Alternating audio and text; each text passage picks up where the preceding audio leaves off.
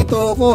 Nandito yung mga aking tropa, mga Dabber Cats. Dabber Cats, ha? Oh, ito pala si Damatan. Amelia. From saan sa Pinas? Saan sa Pinas? Sa Novaliches, sa Mandaluyong, at Santa Mesa. Oh, i-shout out niyo yung shout out. Oh, shout out yung mga kakilala niyo. Oh! Faye from La Union. Oh, yan. So, kumusta yung buhay dito, Ate Ami, Manang Faye? Naku, mahirap ang buhay. Kayod. Paano kumakayod? Yan. Di bali mahirap, basta pera, per hour.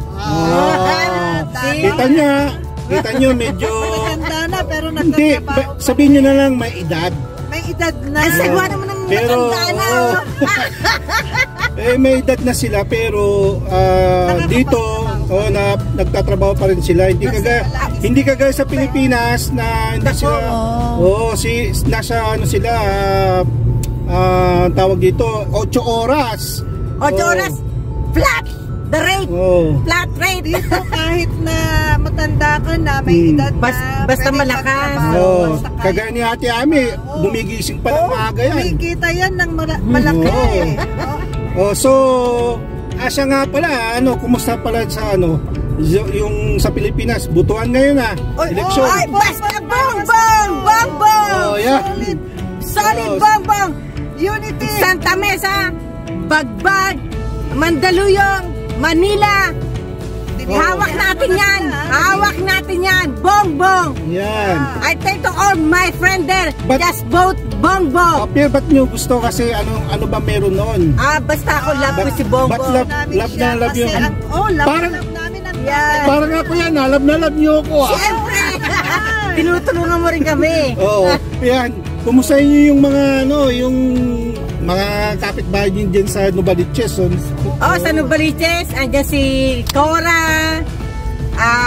Basta lahat, marami kong friend dyan. Ang hirap banggitin ng pangalan kasi nabubulol na ako. Katatapos lang po nila ng trabaho. Tapos alam naman nila sa Novaliches kung sino ang friend ko dyan. Si Manang Pe, magkwentuhan muna tayo dito.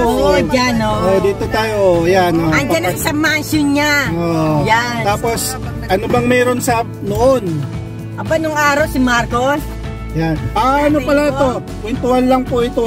Kwentuhan lang, pero talagang ito, both bongbong ako straight. Okay. Pati mga Dabber Cats, straight yan, bongbong. Basta wala nagtuturo sa amin, basta bongbong ako, tapos. Taga Novaliches. Si Manang Pe naman. Ako taga La Union.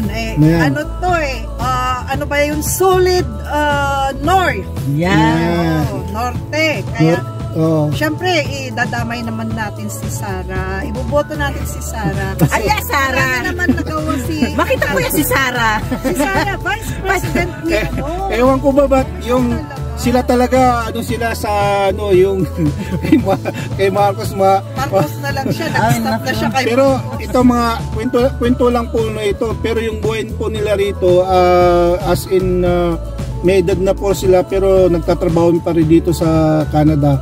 Pero nabibili nyo ba yung sa Pilipinas kung nandun kayo? Hindi naman, di ba? Pero ako nabibili ko. Pero masarap na. Mas masarap dito. Yung pera dito na pinaghirapan mo na per hour.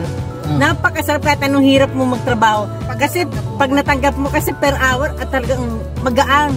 Dahil pinaghirapan mo yung pera na yun sa per hour na talagang hindi mo akalain makakapagtrabaho pa ako sa edad kong 68 na ako nitong this year. I'm 68. Si Manang Pe. Ako naman about to retire na pero magtatrabaho pa rin. Kasi masarap ba yung nakakapagpadala ka, may naiipon ka para sa sarili mo, hindi ka umaasa sa iba. So anong payo nyo sa Pilipinas yung mga sabihin nyo sa mga bata sa atin? Sa mga kabataan. Basta mag-aaral sila maigi. Mag-aaral. Kasi yan ang di ba? Yan ang importante sa kanila, yung edukasyon. Ganito ang buhay talaga sa Canada po. May edad sila pero tingnan mo kung hindi ako maaga nag-asawa, maganda siguro ang posisyon ko dito sa Canada. Hindi ako maganda naman hatid, sundo naman kayo. So ito yung mga Dabber Cats ko dito since 2014. Maiba ako. Kahit dito sa Canada. At yung barkada ko sa state, straight bongbong. If Both is bongbong. Talaga. So pasensya na kayo at Talagang bongbong.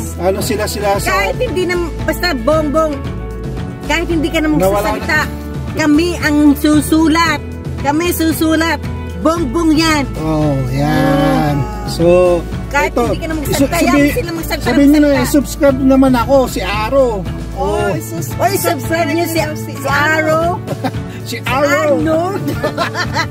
So maraming salamat po at sila po yung mga kaibigan ko po dito na parang mami ko na sila. Oh, yes. Yeah. Sila yung mga masiyahin na Pero kasama dito. malakas pa ako ah. Oh, malakas pa sila kahit may edad. Maaga silang nagtatrabaho dito. Ito, pauwi na sila. It's already around 3:30. 3:30. So magpapahinga na rin sila. So maraming salamat po. Sabihin nyo Happy Valentine. Oy, Happy Valentine. Mabuhay ang Pilipinas. Mabuhay. Oh, diba? At mabuhay ang mananalo. Oh.